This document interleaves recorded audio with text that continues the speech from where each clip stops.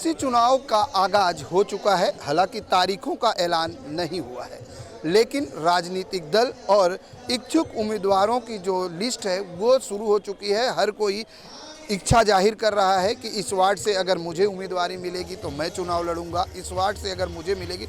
हर किसी को इच्छा जाहिर करने की पूरी आज़ादी है। और ऐसे में अगर बात करें तो अंधेरी पश्चिम वर्सोवा विधानसभा में भी इच्छुक उम्मीदवारों की एक लंबी फहरिस्त है और इसी में एक नाम है बीजेपी युवा मोर्चा के युवा नेता रुपेश सावरकर का। उनसे भी जानते, क्योंकि आज जिस तरीके से एक कार्यक्रम महिलाओं के लिए खासकर आयोजित किया गया है। रुपेश जी, सबसे पहले तो आज जिस तरह से देवा भाऊची लाडकी बहिणीसाठी रुपेश दादाकडून भाऊबीजची भेट, भाऊबीज काफ़ी समय बीत गया, अभी साड़ी वितरण।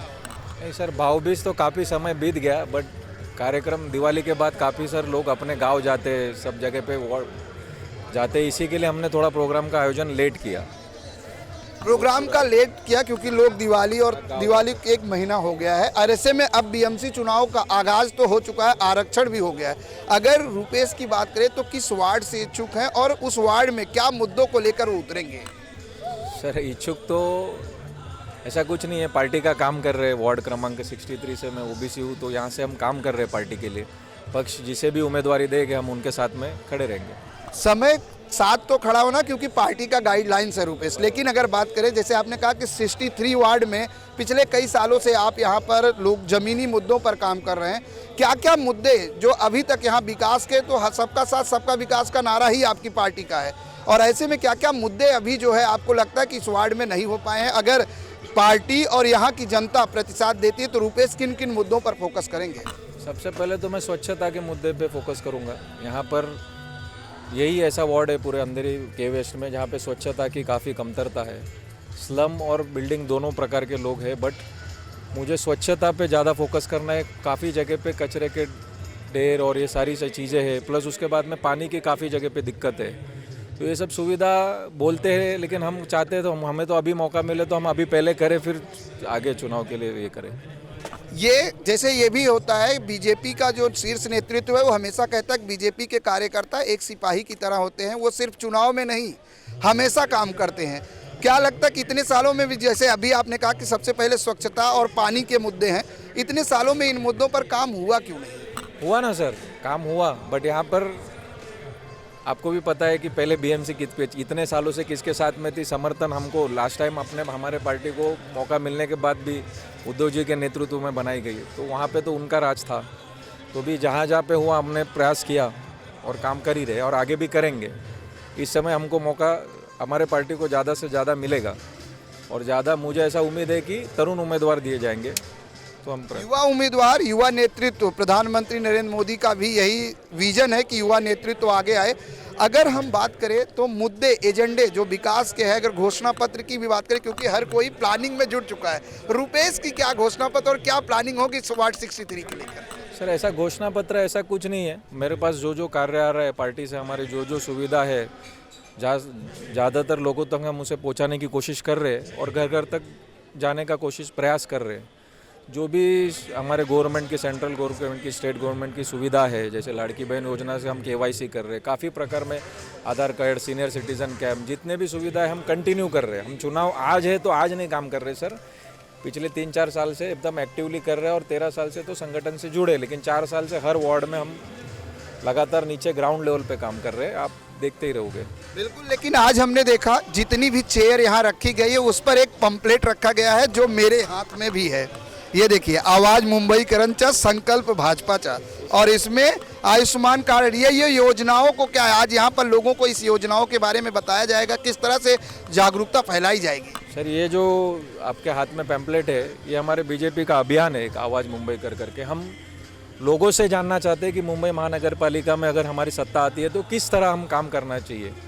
तो उनके सुझाव के द्वारा, जो उनके सुझाव रह गए, उस सुझाव से हम महापालिका चलाएंगे, ऐसा हमारा पार्टी का निर्देश है। तो हम लोगों तक उसे पहुंचा रहे हैं कि आप अपनी सुविधा, आपको जो तकलीफ हुए वो आगे ना हो, आप हम तक पहुंचिए, हमें इसे स्कैन करके इस पर आपकी जो मनोकामना, आपकी जो इच्छा है आप बीएमसी के कॉरपोरेटर से, वो इस पर आप सब बताइए, तो हम उसका घोषणा पत्र में भी ध्यान रखेंगे और जीत के आने के बाद उसको अमल करेंगे।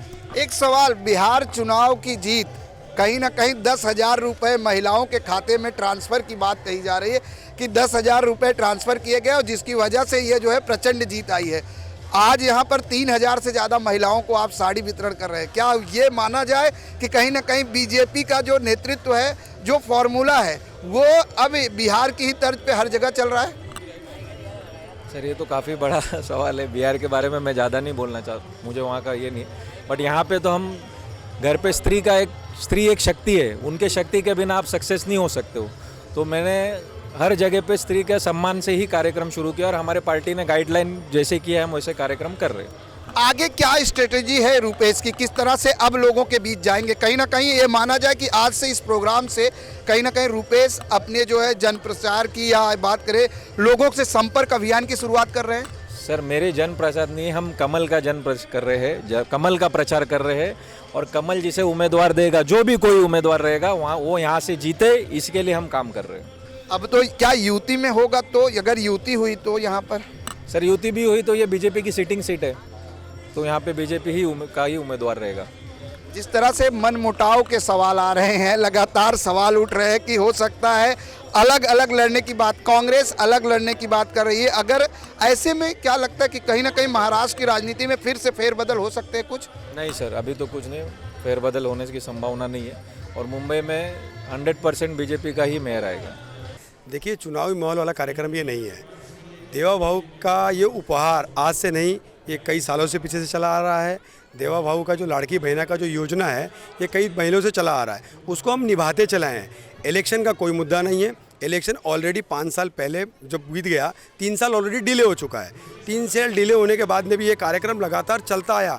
इलेक्शन हमें नहीं पता था कि कभी डिक्लेयर हो जाता है, अचानक में ये लॉटरी डिक्लेयर हुई है, अचानक में हमारे सामने ये मुद्दा आया है कि इलेक्शन होगा। ये किसी को नहीं पता, ना हमें पता था, ना पत्रकार लोगों को पता था कि इलेक्शन कब होगा। तो हम तो हमारे कार्यरत पर हमेशा से रहे हैं और अभी भी रह रहे हैं। रह गई बात लाडली बहन ये योजना का, जो देवा भाऊ की लाडली बहना का जो उन्होंने साड़ी का जो कार्यक्रम रखा है रुपेश भाई ने, इस कार्यक्रम का माध्यम ऐसा था कि मतलब जो हमारे देवेंद्र जी ने घर घर हम लोगों को जो महिलाओं को सुविधाएं पहुंचानी है या जो भी लाभ पहुंचाना है, तो इस कार्यक्रम को आगे ले जाने का काम हमारे रुपेश सावरकर जी ने, जो हमारे महाराष्ट्र के युवा मोर्चा के उपाध्यक्ष हैं, इन्होंने बखूबी इसको निभाया है। और वार्ड क्रमांक 63 के अंदर इन्होंने लाडली बहनों का जो कार्यक्रम ये लिया है, इस कार्यक्रम को मतलब ऐसा है कि घर घर तक हमारा जो भारतीय जनता पार्टी का एक ऐसा मुहिम है कि लास्ट घर तक हमें जाके कार्यक्रम को करना है और लास्ट घर तक गवर्नमेंट की सुविधाओं को वहाँ तक पहुँचाना। उस कार्यक्रम को सक्षम तरीके से हमारे पार्टी का हर पदाधिकारी कर रहा है और घर घर तक पहुँच रहा है। मेरा बूथ सबसे मजबूत अभियान भी चलाया जा रहा है। दूसरी तरफ आवाज़ मुंबईकरांचा, संकल्प भाजपाचा, ये अभियान कितना सक्रिय यहाँ पर और किस तरह के अब तक रुझान आए हैं? देखिए, मेरा बूथ सबसे मजबूत इसी को ना कहेंगे। आज आप ताकत देख सकते हैं। मेरा बूथ सबसे मजबूत करने का मतलब है जब हम बूथ जाते हैं, जब हम घर घर जाते हैं, पार्टी हमेशा बीजेपी पार्टी हमेशा हमें ऐसा कार्य देती है जो हम घर घर तक जा पाते हैं, जो अपने बूथ तक पहुंच पाते हैं, जो अपने बूथ तक हम सुविधाओं को लेके जा सकते हैं। इसीलिए हम कहते हैं कि मेरा बूथ सबसे मजबूत। हम कार्यकर्ताओं को, मैं कितना भी बड़ा लीडर हो जाऊं, आज आपको पता होगा हमारे माननीय प्रधानमंत्री नरेंद्र मोदी जी, वो स्वयं भी एक बूथ के प्रमुख है। जो व्यक्ति स्वयं के बूथ का प्रमुख होता है और अपने बूथ की जवाबदारी निभाता है, तो हम अपने बूथ को, जो मैं बड़ा भी लीडर हूँ या कहीं पर भी हूँ, उस जवाबदारी को लेकर जब अपने बूथ पर जाता हूँ और वो सुविधाओं को अपने बूथ तक पहुँचाता हूँ, तो बूथ को पहुँचाने का काम हमारे सारे कार्यकर्ता करते हैं। इसीलिए हमने वो नारा लगाया है, मेरा बूथ सबसे मजबूत। कहते हैं ना कि मैं बहुत बड़ा लीडर हूँ महाराष्ट्र का और पता चल रहा है मेरे गली का पान वाला मुझे नहीं पहचान रहा है। तो ऐसा न करते हुए जब हम हमारे घर से निकले तो मेरे बूथ के कार्यकर्ताओं को, मेरे बूथ के पदाधिकारी, बूथ में रहने वाले लोग, हमारे कार्यकर्ताओं को अच्छे तरीके से जानना चाहिए कि ये पार्टी का पदाधिकारी है और पार्टी का सक्षम कार्यकर्ता है। इनके पास जाओ तो सारा कार्य होगा। लाडली बहन योजना की अगर हम लाभ की बात करें, बीच में जिस तरीके से इस योजना को लेकर विपक्ष का आरोप था ये योजना बंद हो जाएगी, ये योजना सरकार पूरी तरह से विफल है, ऐसे में क्या लगता है कि ये योजना चालू रहेगी और आप लोगों को लाभ मिल पा रहा है? सरकार ने एक बार योजना चालू करने के बाद ऐसी कौन सी भी योजना नहीं जो सरकार बंद करी है आज तक। और जो लाडली बहन है वो योजना अभी जो चालू है उसमें सारी महिलाओं को एक जैसा हम लोग लाभ देना चाहते हैं। और जो महिला छूटी है उनको भी आज KYC के अंतर्गत हम लोग सबको जोड़ने की ताकत मतलब हमारे नरेंद्र मोदी जी रखते हैं। तो उसके अंतर्गत ये योजना हमेशा चालू रहेगी। जब तक हम हैं तब तक हमारे साथ हमारी सरकार है और हमारे योजना है। मैडम आपसे जानना चाहेंगे आज यहाँ पर क्या कार्यक्रम है और किसके द्वारा यहाँ पर गिफ्ट दिया जा रहा है? सर यहाँ पर कार्यक्रम है जो ये सर सब ये सब कंप्लीट कर रहे हैं, जिसमें कि साड़ी मिल रही है महिलाओं को, और यहाँ पर हम 4:30 बजे से उपस्थित हैं। अब देखते हैं ये कार्यक्रम कब तक चलता है और कितना अच्छे से चलता है। इस बार क्या लगता है मुंबई में इस बार किसकी जो है बीएमसी में किसकी सत्ता होगी और क्या कुछ ध्यान में रखकर जो है चुनाव करेंगी? देखते हैं किसकी सत्ता होती है। हमारा काम तो जिसके साथ खड़े हैं उसके साथ एंडिंग तक खड़े रहें, जिसके साथ हम खड़े चल रहे हैं वो आगे बढ़े। आपसे जानना चाहेंगे क्या नाम है आपका? राम कुमारी सिंह। राम कुमारी जी यहाँ पे कब से आई हैं और आज क्या है इस बार क्या लगता है किसकी सत्ता होगी बीएमसी में? होंगे साहब के साथ में हूँ। किसकी सरकार होगी, किसकी बीएमसी में किसका मेयर होगा? मोदी जी के। मोदी जी का। हाँ चलिए बिल्कुल यहाँ पर लोग आए हैं, कहीं ना कहीं होप है कि सबका साथ सबका विकास का नारा जो बीजेपी का है। मैडम आपसे जानना चाहेंगे जिस तरीके से भारतीय जनता पार्टी की अगर बात करें आज मुंबई की हर महिला कार्यकर्ता सक्रिय है और हर घर घर जोड़कर सबका साथ सबका विकास, मेरा बूथ सबसे मजबूत, तरह तरह के अभियान से जो है लोगों को जागरूक और योजनाओं के बारे में बता रहे हैं आप लोग। किस तरह से जो है इस बार लगता है कि बीएमसी का चुनाव कितना डिफिकल्ट होगा, क्योंकि पहले 4 पार्टियां थी अब 6 पार्टियां हो गई हैं? नहीं, मुझे नहीं लगता है कि ज़्यादा डिफ़िकल्ट होगा। और रहा महिलाओं का बात, तो महिलाएं ऐसी हैं कि घर घर पहुंचती हैं। महिलाओं के थ्रू बहुत अच्छा वोट निकलता है। महिला अब एकदम अपने आप में बहुत मजबूत हो गई हैं। एक एक को हम अपने घर से निकाल के वोट कराते हैं। आप लोग जब जा रहे हैं संकल्प जो है जो आप लोग अभियान चला रहे हैं आवाज़ मुंबई करंचा संकल्प भाजपा का, इसमें किस तरह के मुद्दे लोगों द्वारा जो फॉर्म आप लोग भरवा रहे हैं क्या क्या मुद्दे सामने आ रहे हैं? मुद्दों का तो क्या बोलूँ, इतना कि मुद्दों का तो इतना नहीं है। जब आप घर घर जा रही हैं तो अभी तक बीएमसी हमारे हाथ में नहीं था, इसीलिए हम चाहते हैं कि मेयर हमारा बने, ताकि ये जो बीएमसी को लेकर मुद्दे हैं, गटर नाली कचरा, वो हम उसको अच्छा कर सकें। बिल्कुल मूलभूत सुविधाओं में आते हैं वाटर गटर मीटर, जो मूलभूत सुविधाएं हैं और हर मुंबईकर यही चाहता है कि मुंबई का नारा ही है स्वच्छ मुंबई हरित मुंबई। और ऐसे में भारतीय जनता पार्टी इस बार अपने मेयर को लेकर दावा कर रही कि इस बार महानगर पालिका में बीजेपी का मेयर होगा।